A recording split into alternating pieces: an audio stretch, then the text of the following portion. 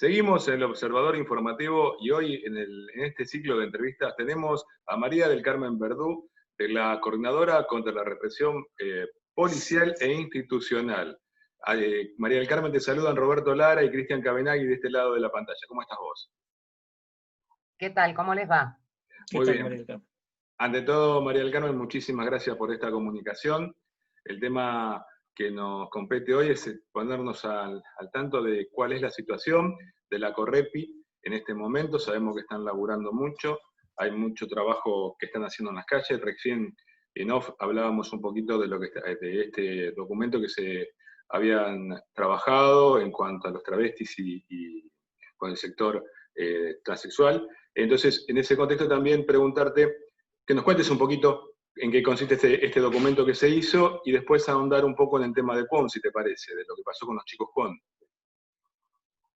Sí, en realidad lo que venimos advirtiendo, y lo dijimos el 20 de marzo cuando se promulgó el Decreto de Necesidad y Urgencia 297, que estableció el aislamiento preventivo social obligatorio, al disponer que quien tenga a su cargo la implementación de las medidas de aislamiento sean las fuerzas de seguridad, era más que evidente, ni siquiera era una cuestión de opinión, sino un dato de la realidad, que se iban a profundizar la totalidad de las herramientas represivas que habitualmente se descargan sobre los sectores más vulnerables de la sociedad, y en ese sentido, bueno, todos estos colectivos que estás mencionando, en relación a las situaciones de violencia de género, las mujeres y disidencias sexuales dentro de lo que es el colectivo LGBTQI, más sobre todo el colectivo trans travesti, los pueblos originarios,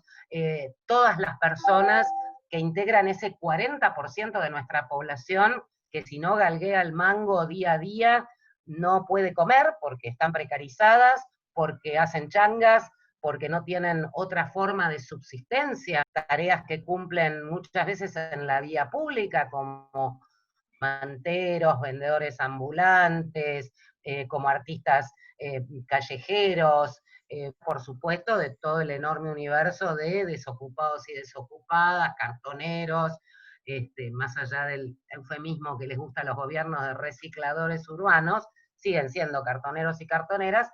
Bueno, todo ese universo que, insisto, es más del 40% de la población total, y van a ser las víctimas de la represión policial, porque en lugar de responderse a una medida sanitaria que es correcta, desde lo estrictamente sanitario, valga la redundancia, como el aislamiento, para impedir la circulación del virus, no se dio una respuesta desde la asistencia material a esos sectores para garantizar el cumplimiento, sino que te plantaron un policía en cada esquina para meterte preso o presa cuando salís a la calle para hacerte la diaria.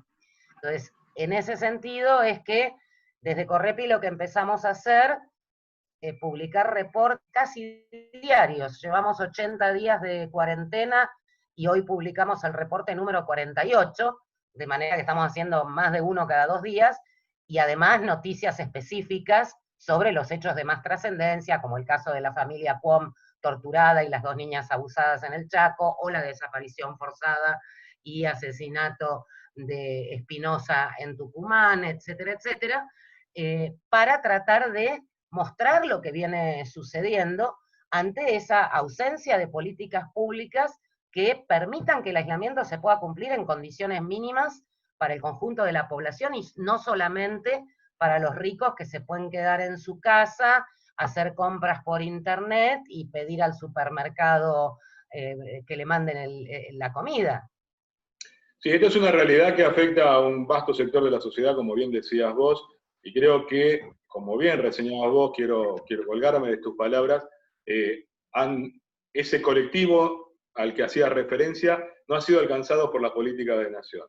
Es muy común que quienes están inmersos o incluidos dentro de este grupo no alcancen a tener los beneficios de los que habla el Estado Nacional.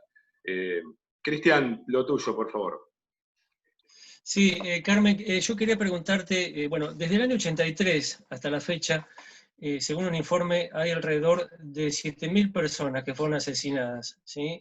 En este sentido, en este tipo de delito, diría yo, donde le quitan la vida a las personas, las maltratan, son humilladas en otros casos, en unos casos que no llegan hasta la muerte.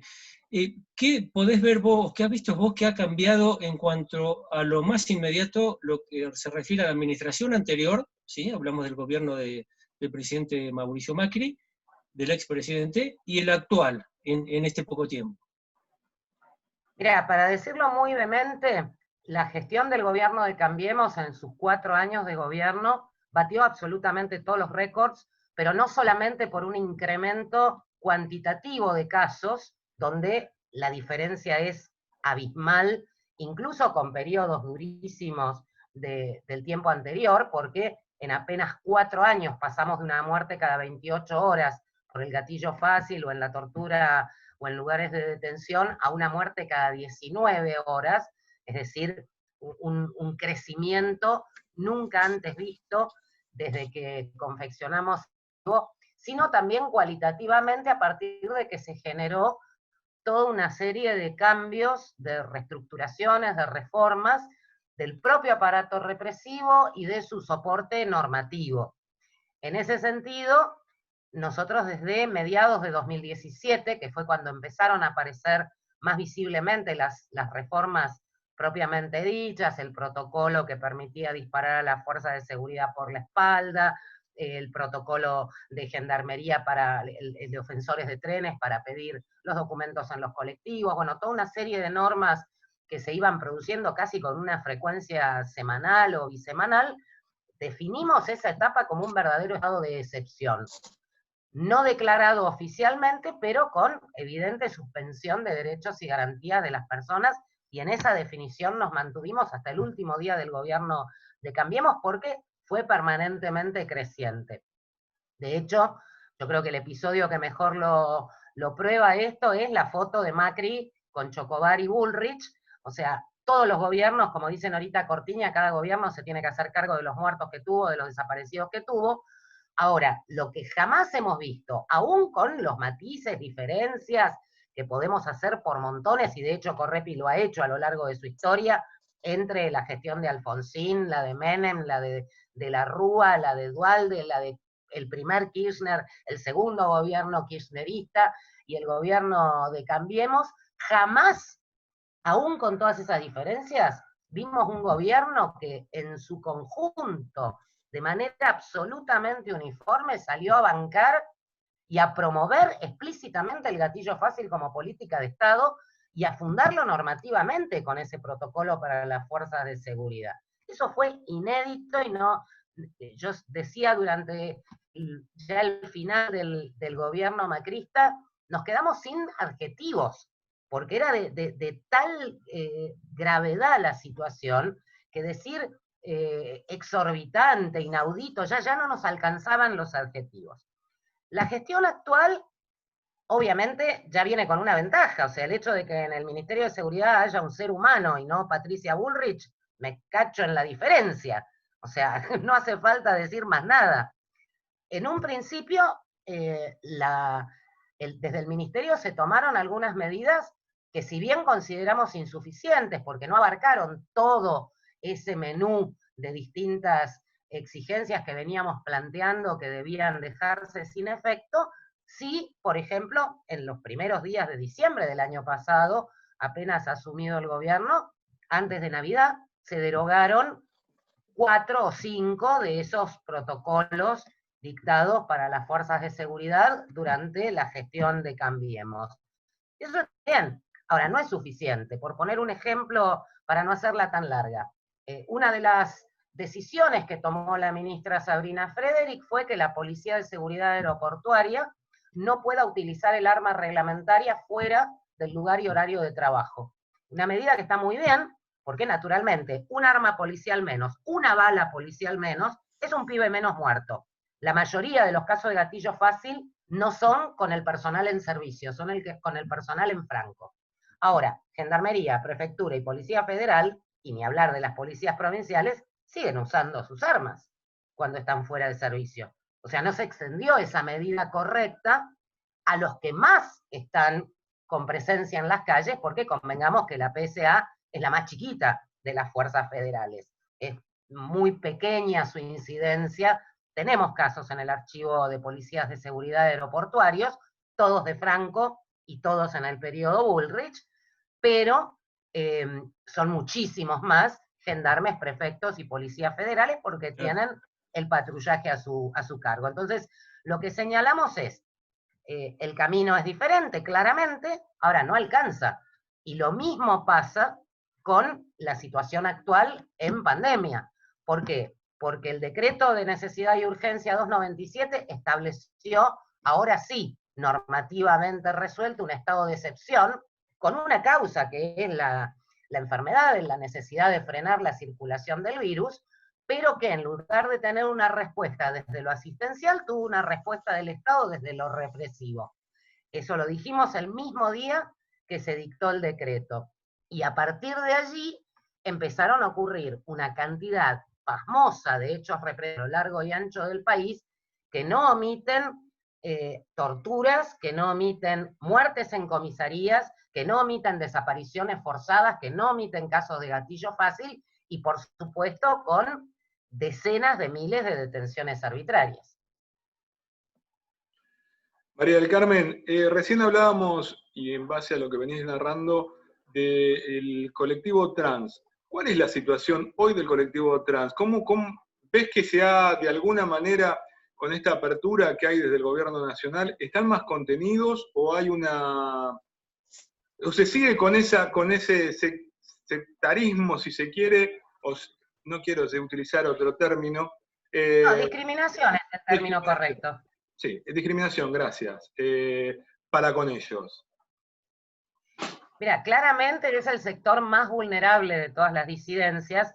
El jueves pasado justamente hicimos una charla virtual, Correpi viene haciendo un ciclo de charlas virtuales los miércoles a las 6 de la tarde, como era 3 de junio, y teníamos que participar del tuitazo, la lectura del documento del Ni Una Menos, etcétera, lo pasamos al día siguiente, donde una de nuestras invitadas fue Lara Bertolini, una conocidísima militante transgénero, que viene llevando adelante una enorme pelea en el ámbito judicial para lograr el reconocimiento de su identidad como feminidad travesti.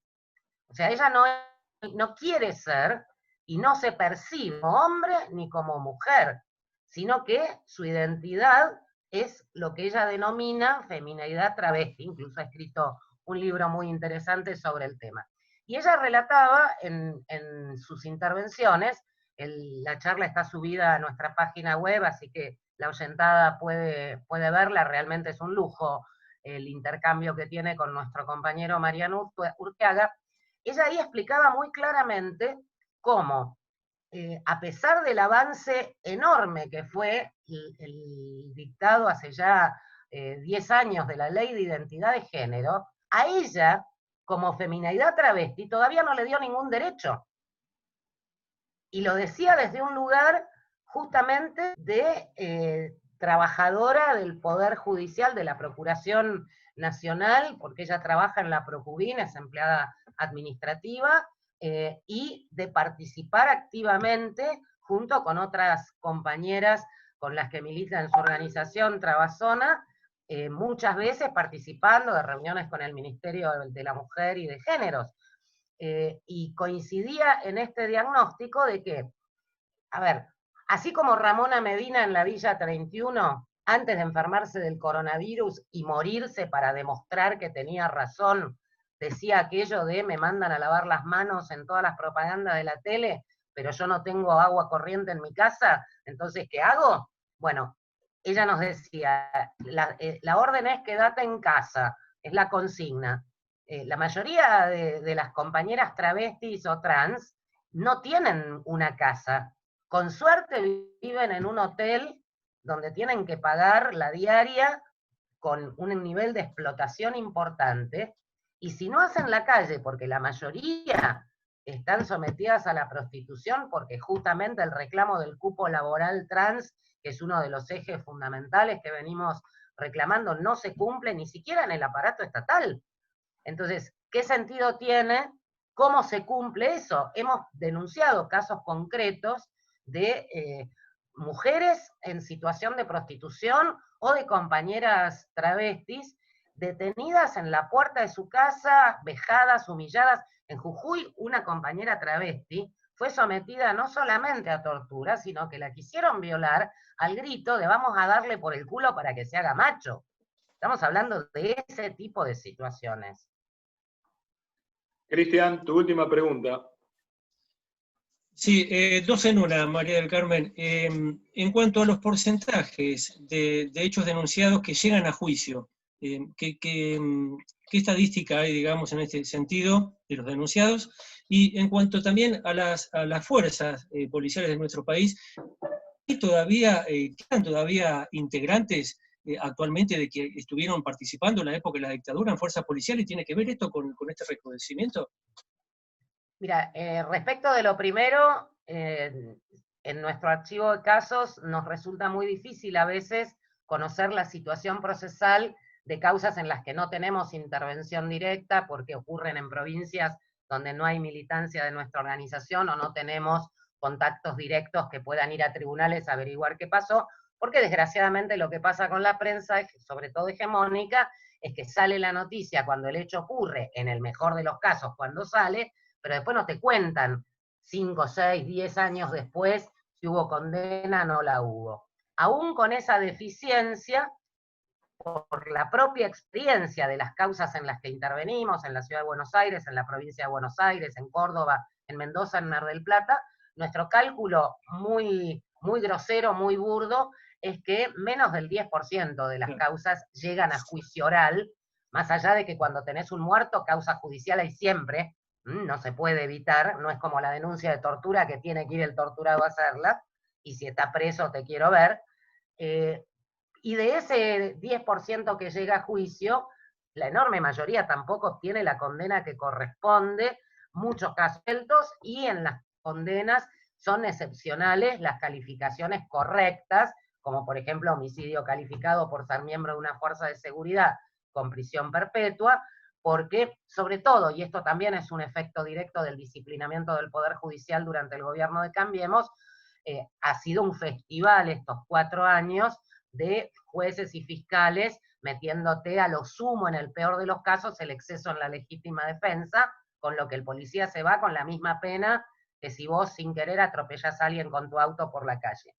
Respecto de la segunda pregunta, es muy importante lo que decís, porque sistemáticamente, y esto sobre todo décadas atrás, nos decían, bueno, el gatillo fácil o la tortura en una comisaría o en una cárcel es una deuda pendiente de la democracia, porque todavía no tenemos fuerzas de seguridad distintas a las de la dictadura, les tenemos que enseñar derechos humanos, tenemos que mandar a Pérez Esquivel a que les dé cursitos, hay que reformarlos, hay que poner, bueno, todo esto que estoy diciendo se hizo, y sigue habiendo gatillo fácil, sigue habiendo tortura, sigue habiendo desapariciones forzosas, sigue habiendo detenciones arbitrarias.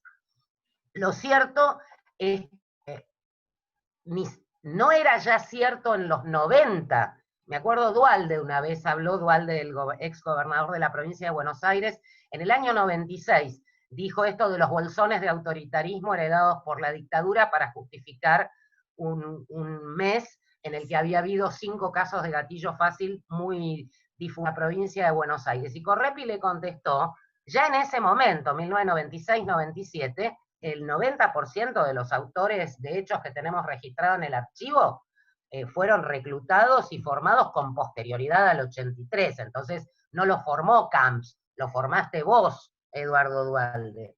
Hoy esto es muchísimo más evidente. El pibito de 16 años que fue fusilado el otro día en la isla Maciel por un policía federal, que le metió 18 tiros, y el diario La Nación tuvo que reconocer que el chico estaba desarmado, que el que lo quiso robar al policía era otro. Bueno, ese policía tiene 24 años. 24, es mi nieto.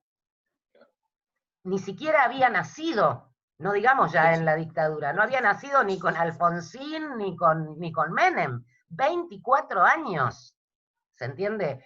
Entonces, por eso decimos, la represión es política de Estado, de cualquier gobierno que tenga que administrar una sociedad dividida en clases. Va a tener matices y diferencias entre una gestión y otra, porque hay una distinta política de utilización de esas herramientas, pero las herramientas están ahí. Ningún gobierno desde 2003 a hoy, desde el 18 de septiembre de 2003 a hoy, cumplió la sentencia de la Corte Interamericana en el caso Bulacio, que ordenó a la Argentina terminar con todo el sistema de detenciones arbitrarias. Allí sigue vivito, coleando y mucho más fortalecido que lo que estaba en 2003. Triste realidad la que sufrimos. Muchísimas gracias por esta comunicación, María del Carmen. No te queremos robar más tiempo, sabemos que tenés otra comunicación después de nosotros. Gracias por este pantallazo general sobre la situación que estamos atravesando hoy, sobre las políticas que lleva adelante la Correpi. Muchísimas gracias por desasnarnos. Cristian, no sé si querés agregar algo. No, agradecerle por supuesto la gentileza de haberse prestado para el diálogo, que creo que fue muy rico y puede servir para mucha gente esto, ¿eh? Hay que tenerlo muy en cuenta, los derechos humanos, sobre todo, adelante, ¿sí? No, esto de, que ha pasado tiene que ver con la historia trágica de nuestro país, que lamentablemente la estamos viviendo todavía, aún ahora en el siglo XXI. Muchísimas gracias. Gracias a ustedes por el espacio y nos estamos viendo. Pasaba entonces Gracias. por nosotros en el aire del Observador Informativo Entrevistas, María del Carmen Verdú, coordinadora contra la represión policial e institucional, Correpi. Muchísimas gracias, María del Carmen. No, de nada, al contrario.